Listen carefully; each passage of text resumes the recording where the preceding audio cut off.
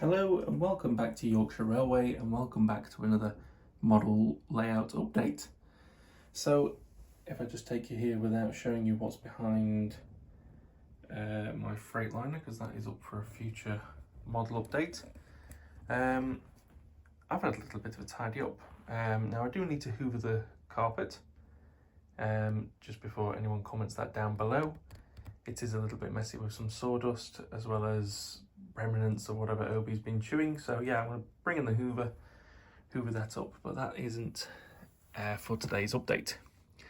Today we're going down and you might be able to see I've been a little bit busy. So this beam here I've added in, so that secures this to the two frames that I have, one here and one here.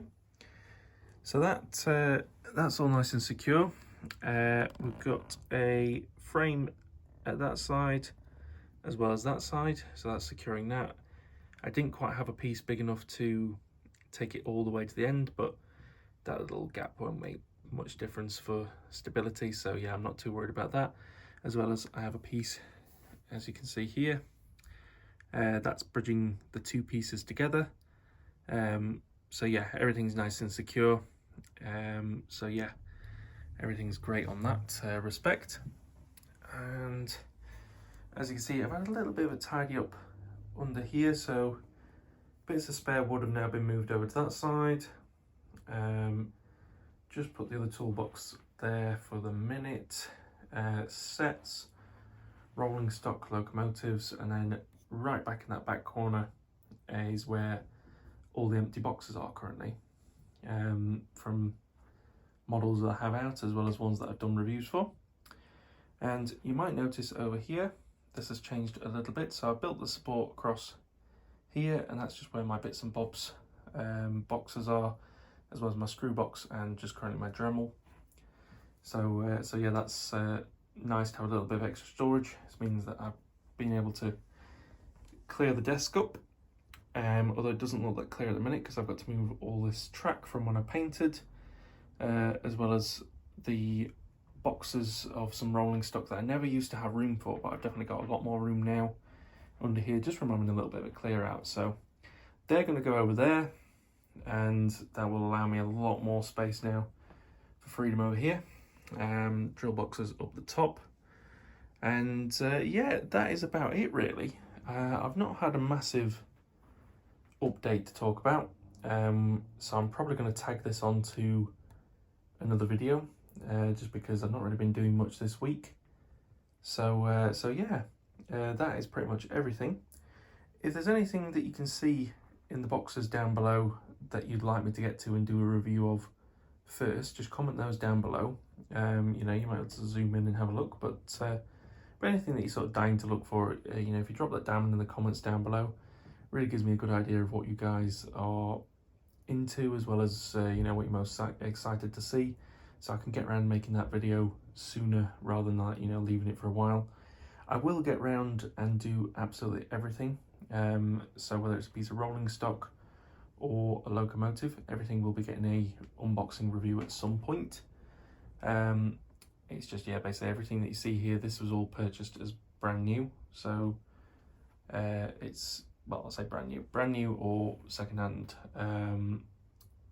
but everything that has a box is under here. Everything that doesn't have a box gets kept down there. That's just everything really that I've bought off of eBay, or that I used to have when I was a younger child, and I had my model railway at my grandparents', which I'll have to show at some point. I'll try and find some photos of it, but still quite a nice layout even to this day. It does exist, it's still in their garage. Not really doing much at the moment. To be honest, I'll probably end up popping that up for sale at some point. But yeah, not been a massive week in terms of progress, but certainly a lot of jobs that, you know, just ticking them off slowly. So nice to have a little bit more storage and space under there. So I'm sure Obi will appreciate that, because he loves going under there and eating all my firewood. Or as I say, it doesn't really eat it, it just shreds it to pieces. Hence why the carpet's such a mess. So I might have to find a bigger box or just some way of him not being able to get in there. I mean, it causes no harm, it just causes a mess. But yeah, progress has been made, slowly but surely. And you know what to say about progress, really. It's not about how much you do, as long as you're moving forwards and not backwards. And certainly that is what's been done today. So yeah, next clip will be another update, but I'm going to tag this onto that video just because I've not really done a lot, and I don't really see the point in uploading this video when it's such short. So yeah, onwards to the next video. Welcome back to another railway update. So it's week on since the last clip which you will have seen, just because not really much progress has been done, and I'm hoping to get a little bit more done today. I've got a few extra supplies, and I'll tell you just in a second what I'm going to be up to. But firstly, I'm going to start with, I've been having a lot of thinking, and at first I was just going to stick with analog on this layout, but I'm thinking now it might be a little bit more difficult because of the way I've built it, with the whole wiring situation, but I'm thinking I'm going to make it digital. And the main reason being, I'll just show you now, is because of the station. So it's absolutely fine to run it on here and the outer loop that goes all the way around. Absolutely fine at all. The only downside is because of where the power is currently connected, which is here. Sorry if I'm spinning a little bit quickly. Yeah, well, whenever I turn, say, that point there, and I have to go and swap it over for the other one at the other end, obviously it loses power temporarily, so it's a little bit annoying on that side. At the moment, obviously, yes, I could keep that a little bit more fluid with once the point motors are in, but certainly it's going to be a bit annoying because no matter what, even with the point motors, there's always going to be a little bit of cutout and lag on that part, and the same will be on the second radius as well. And coming onto the second radius, certainly I'll be able to run 2 trains, but I will only be able to run the outer loop. If I wanted to swap over on the point work, for instance, there's going to be some kind of short. And I did debate, I was like, well, I could just have one track powered up at any time and just run one train, but it sort of defeats the whole purpose of having a 2-track mainline. So yeah, I've come to the realization that basically, although it's going to have to be digital, that might mean ripping out certain parts. I'm not fully up on digital, so certainly any help would be absolutely amazing. But the main thing I do know is about the frogs on the point work. Is there a way of getting around the fact that these are already essentially not plumbed in, but that they're already in place, and to save vital money? Is there a way of basically getting around the fact that these are not electrify frogged, they're insel frog point work, and making those work on digital track? Or have I got to take out every single part of the track work and rework it? Because if that is the case, I'll do it, but I don't really want to do it, if that makes sense. So yeah, let me know in the comments down below, because obviously I've just bought new Pico points over there. If I've got to buy new ones, so be it, but I don't really want to if I can help it, if that makes sense. But that is basically my plan at the moment. I am going to convert to digital, and that means as well, obviously, the locos. So I'm going to have it so I can still run analog on the outer line, so I can just basically just plug my analog controller in, and that will work once the digital track is disconnected. So that way I can still do reviews. You know, if I see a loco that might be a little bit more expensive to get a digital one straight away, but certainly probably from locos that I haven't pre-ordered, I might just be looking at just going down the whole route and just getting them either digital straight away, preferably sound, but sound to me is less important than just going straight digital. Obviously I'd like to have them all sound, because I think that's the whole point really of digital. Like, if you're going to go digital, you may as well go sound.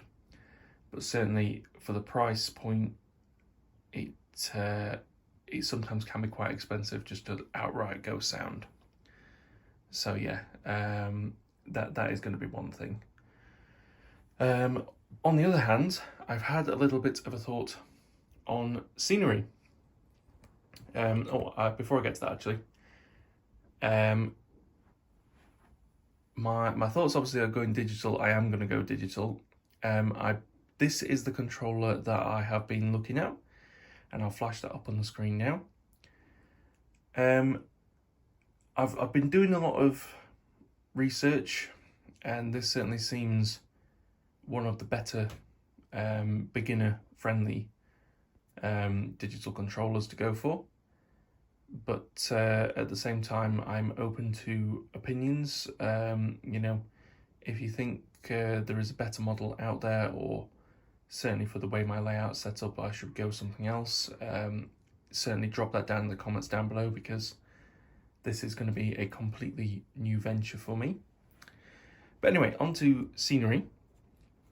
So obviously we know this station area is going to be in this zone here. That's already decided. I'm not completely committed to what I'm doing over on that side, but I could tell you a little bit about my plans for over here. So followers of the progress so far, you might know that my original intention was to try and make a replica of Edinburgh Waverley. Now, I thought with the space I've got that I'll have banks of room to play with, and I'll be able to have this and that, and yeah, it soon comes to reality, and you realise, actually, I can't do any of it. So I've come up with essentially a fictional station based on the East Coast Main Line, but I'm not going to be scared about, you know, well, just scared. Scared's not the word. I'm not bothered about what I run on it. If Great Western's running on it, then Great Western's running on it. If Southern's running on it, Southern's running on it. It really doesn't matter. But in terms of scenic point of view, it will be on the East Coast Main Line. And that comes to this part. So this area here, up to about where you see the third support for the shelf, that's essentially going to be my countryside or rural scene. And I've had a bit of a thought actually about it. So I sort of want to make like a rural village or town area, so like a small village, because that will then blend in as you sort of get to the village area here, that will blend in with the more urbanised area where the station is. So it'll sort of link, this is the station for the town, and we've got the lovely scene over here where it'll be, you know, nice countryside scene. And I'll flash up some images on the screen now as I talk. But basically I've done a bit of thinking and thought, well, I'm not going to directly base it on, but I'm going to loosely base it on Berwick-upon-tweed. And the reason for that is, I thought in this area here between these two posts here, it'd be lovely to have a bridge going over the back there, and then essentially cut out this area here to lower it down a little bit, to just add a bit of depth to the scene, so it's not flat completely. So we'll have depth going down here, and in that corner it'll rise up into hills, and basically it'll be like the inlet river sort of estuary going out to the coast. that you see on the bridge going over Berwick-upon-tweed. Obviously won't be directly Berwick, but certainly I thought that might be quite nice. So we'll have like the 2-track main line go round, over the bridge, and then on this side, you know, we'll have a few little nice sort of houses, very small village. We'll have like a little bit of a port area, so we can have some boats, you know, maybe a little bit of a farm or anything like that in that back corner. And then essentially what we'll do is we'll have like there'll be a tunnel going in that area, but we might have like a bit of a road bridge, or just a road that winds up to come to the station. And then this side of the station will be a bit more town-esque. So yeah, it goes from sort of like the port village into the main village where the station is. So it just sort of all connects loosely, but I think that might look quite nice. And I've been thinking of using the Key Model World laser cut kit for across here. So I've got to measure up whether I'm going to have just a single loop or the double loop, because I'm sure the double loop is 2 foot, which might fit, but it might go all the way to here, whereas the single bridge might be better off. Either that, if anybody else has some kits that you think might be better suited, or whether I should use like card and essentially just build my own, drop that down in the comments down below, or if you think a different area. But that's what I'm thinking anyway, because Berwick-upon-tweed is sort of the last stop off in England before you get to Edinburgh. So I thought, you know, in terms of capturing that country scene, it might be quite nice. You know, I can sort of justify the reason why I have ScotRail up here, as well as a lot of the LNR rolling stock that I have.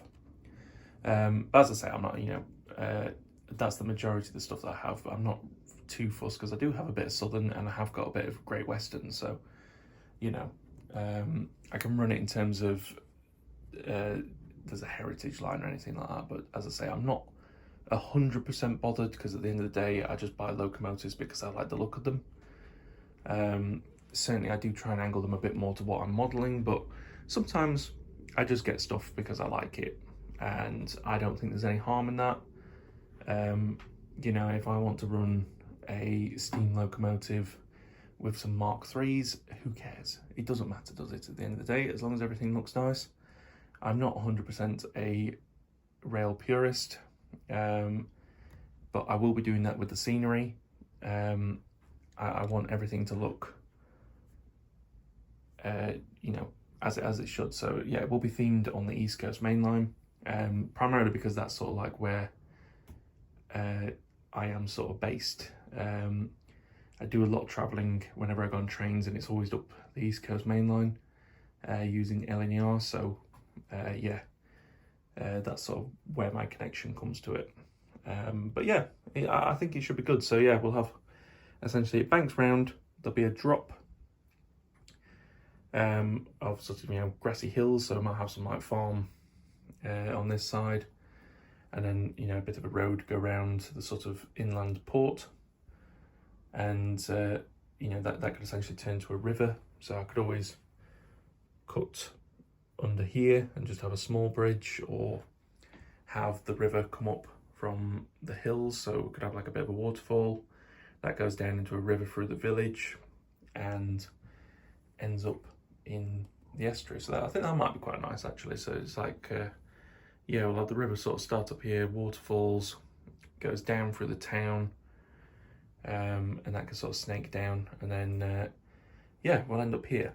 And the main reason for that is obviously because I can drop this down, because there is basically nothing under here. There's quite a lot of space available. You know, the lawnmower handle and everything, that comes up to here, but the lawnmower's actually down there. So there's loads of space, bags of space, and everything else under here is actually moving out. So there's not really going to be anything under this side as such. It's just going to be used for more storage. So yeah, I think dropping the layout down, and that will add some depth. And then yeah, so we'll get to the town. I can have like farm and everything like that. So do like animals, and then we'll come. The main station building will be sort of opposite the level crossing. And you know that'll essentially go to a busier main road that will take you off to the cities, and then over on this side we'll have a little bit more of a busy town scene. So we'll have you know, a bit more industrial in a sense at this side. So we'll have like businesses and companies and things like that. So yeah, it'll be a proper like busy town on this side. And then yeah, I'm thinking a road bridge going across, and then we'll have a tunnel on that side.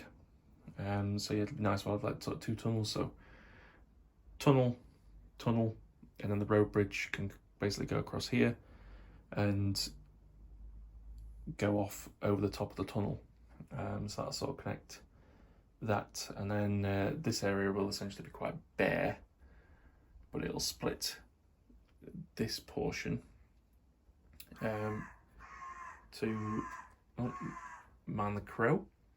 But yeah, it'll split this portion to whatever I'm going to do on here. I am leaning more to a diesel depot, but I think having an area that say could be used, or essentially make it so it could be either a diesel depot or a steam engine shed. I'm, you know, sort of blend the two so loosely that I don't like, you wouldn't be able to tell either way. I think that might be the way to go.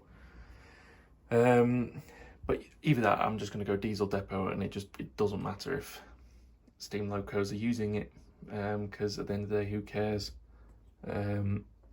It's my layout at the end of the day. But I'm just sharing my progress and journey with you lovely folks at home. But yeah, in terms of progress today, I can tell you what I'm going to do. So in a previous video, you might have realised that down this area here, I had one solid board, and I was trying to be clever and cut out the holes for the posts basically to slot into. So it would slot in perfectly, and that would be that. And when I cut it all, I thought, yes, I'm being super clever here, and it'll all fit lovely, and it just didn't, and I don't know why. And I still can't fathom what I actually did, but basically it doesn't fit. It's just leaning on place, but there's a massive gap. You can actually see if I just come a bit closer. There's a massive gap, look. Now, it doesn't 100% matter, because at the end of the day, the only thing going on there will be the helix. So it only needs to connect where it joins here. And that will then take it up to the back corner over there. Because I'm going to have to bring that rail in a little bit, so it'll have to go sort of diagonally across. But yeah, it's yeah, it just doesn't fit. I don't really know why, but anyway, I did delivery at work, and funnily enough, it had some plywood on it. Now, I'm not 100% sure if it's 12mm or 18mm, but it's quite thick stuff, so I think it might be 18mm. But anyway, I had quite a good chunk of it. It was an 8-foot long board, but it's quite thin, so I could cut it into 2 pieces basically to get it in the car. So it's 2 4-foot pieces at the minute, and they're about sort of this kind of size.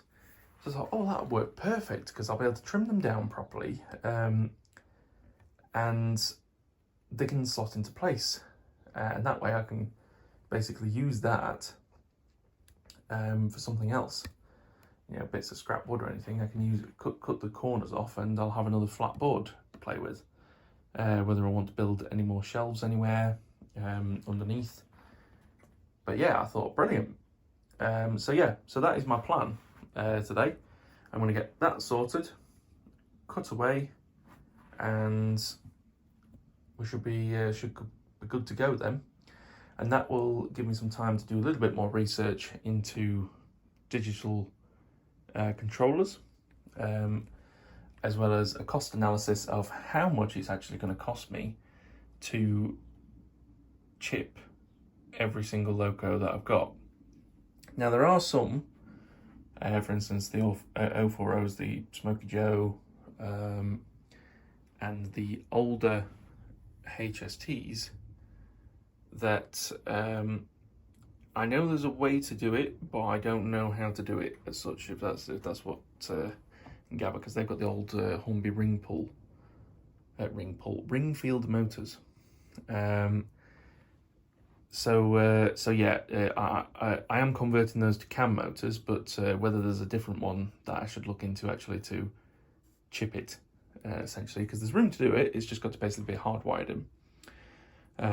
But yeah, there's a way to do it, and I will figure that out. But I've got quite a lot of newer locomotives that literally just need the body taken off, putting a chip in, and a speaker, and we can essentially get them up to sound file and get them running.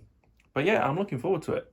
I think definitely sound chipping everything will be a lot better, because I've sort of come to realise that as much as I love running trains, once they're sort of up to a nice steady speed, I'm not really doing much. So having an analog controller, it doesn't really do it anymore for me. I'm not really about in terms of running trains.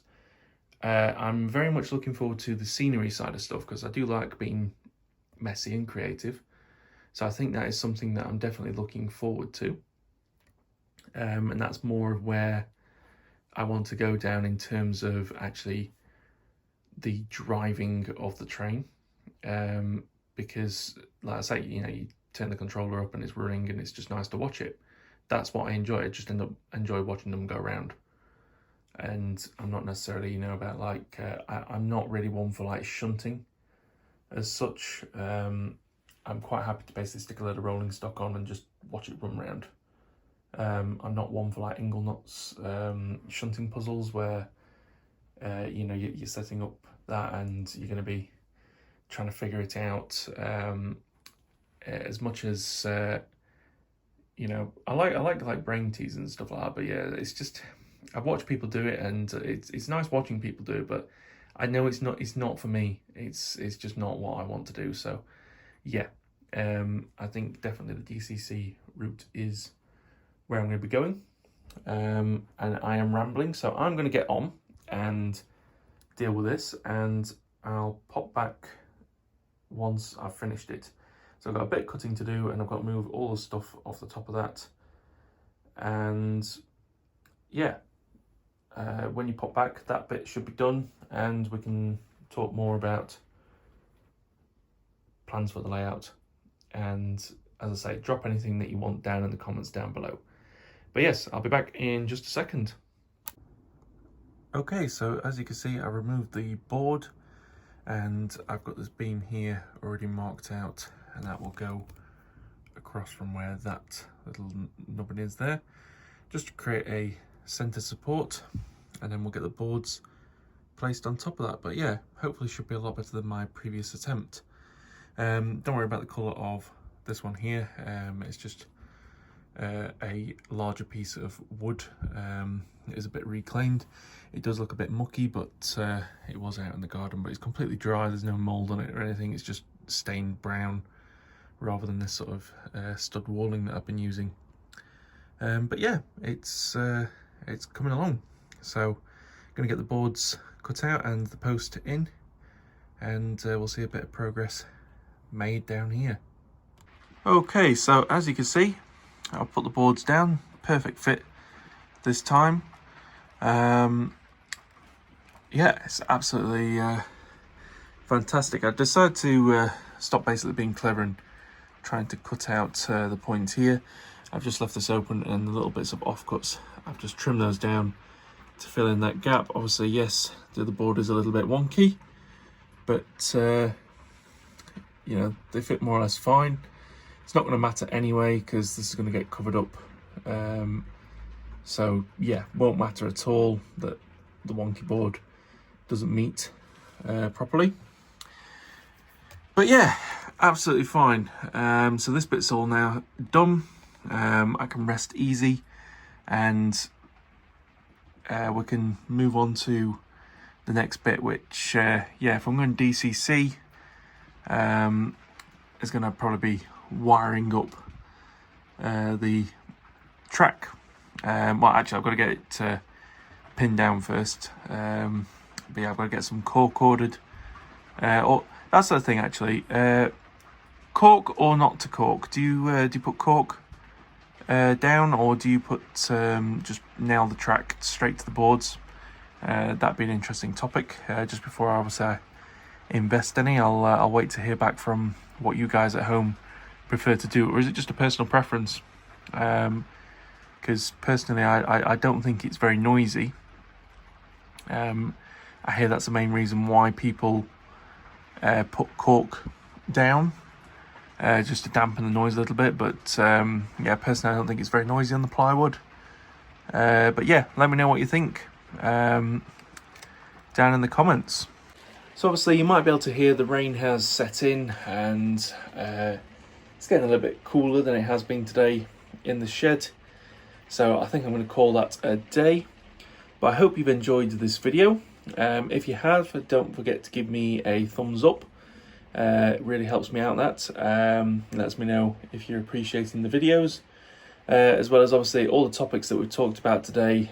You know, drop down your thoughts and opinions in the comments down below. And if you haven't already, don't forget to subscribe. It's free to do so, but in terms of obviously the YouTube algorithm, helps my channel get found by other like-minded people such as your lovely selves at home. And that way, you know, we'll get a really nice community growing on the channel, as well as it helps me out massively in terms of getting more recognition for my videos. So it really does go a massive way. If you haven't already, hit that subscribe button, and you'll also be able to get notified when I upload a new video. But that is all from me today, guys. I hope you're having a lovely time wherever you are, no matter what the weather. And I'll hope to catch you in the next video. Take care, everyone. See you later.